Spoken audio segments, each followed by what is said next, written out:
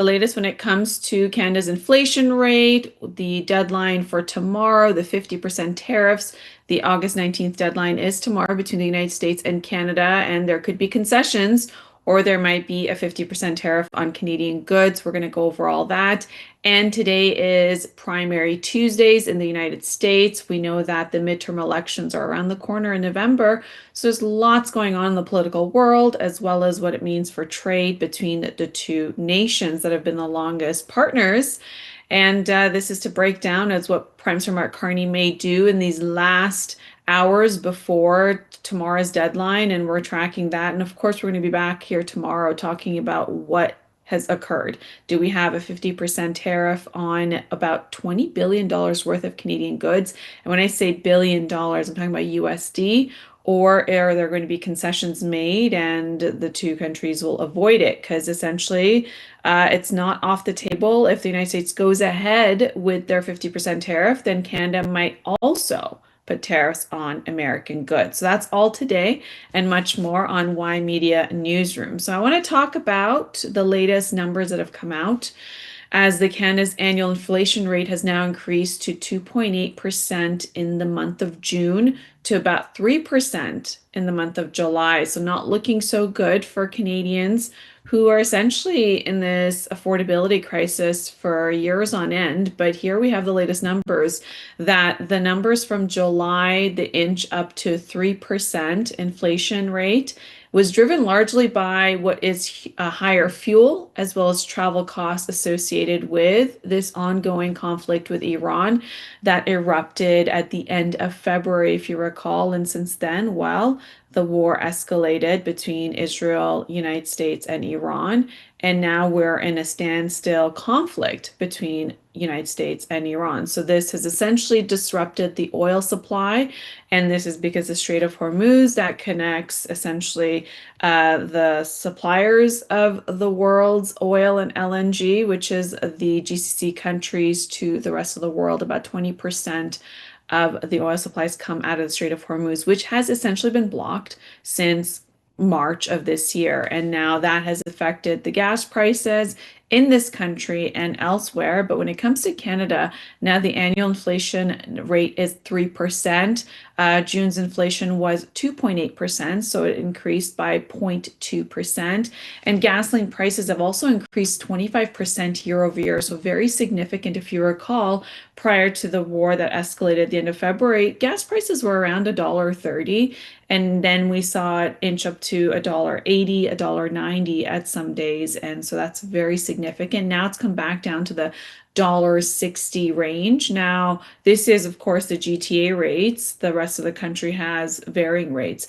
Now, the major thing is that if you recall, the federal government had removed 10% on the gas excise tax, and that is supposed to go on to Labor Day. So if Prime Minister Mark Carney does not extend that, then we're looking at an additional 10% that'll be added on within the next few weeks.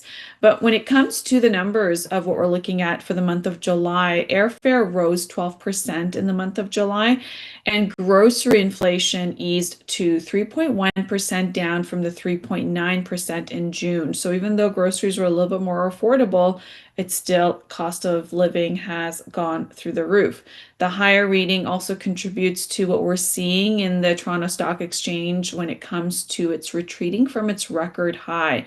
So now, well, we have the Bank of Canada that must distinguish between a temporary energy shock when it comes to these gas prices and this persistent inflation that is spreading throughout the economy. So now the fuel costs can essentially rise when it comes to the price of transportation that increases. Of course, that contributes to the price of food and other goods that are being transported by trucks and others to their point of destination. And when you have high fuel costs, then those higher amounts get passed on to the consumers, you and I. So now when it comes to the grocery prices that we've seen cooling down just a little bit, when it comes to inflation numbers, that is somewhat of a relief. But when it comes to households that are experiencing inflation throughout their monthly budget, then, that's quite significant. So at least now 25% increase on gasoline and higher airfares have cost what is now what we're seeing in the weakening of consumer spending and essentially what it means for the Bank of Canada's next decision when it comes to its in the decisions it makes on its prices. Now, the Canadian and American equity markets did close lower as Canada's hotter than expected inflation reported reduced essentially the expectations for near-term interest relief rate, which is what we're looking to see if the Bank of Canada is going to, essentially bring down the interest rate or perhaps even keep it steady.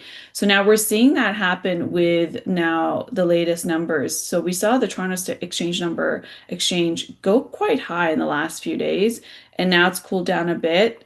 That we're seeing that now oil and gold has moved a little bit higher. So now when it comes to the Toronto Exchange, stock exchange, we're seeing that when it comes to the S&P 500, that's down by 0.52%. The Dow Jones is down by 0.51%, and the NASDAQ is down 0.32%. Gold is up by 0.78%, and oil is up by 3.13%. When it comes to the Canadian versus the USD, well, it's you have it down by 0.03%. So essentially, one Canadian dollar equals 2.72 cents.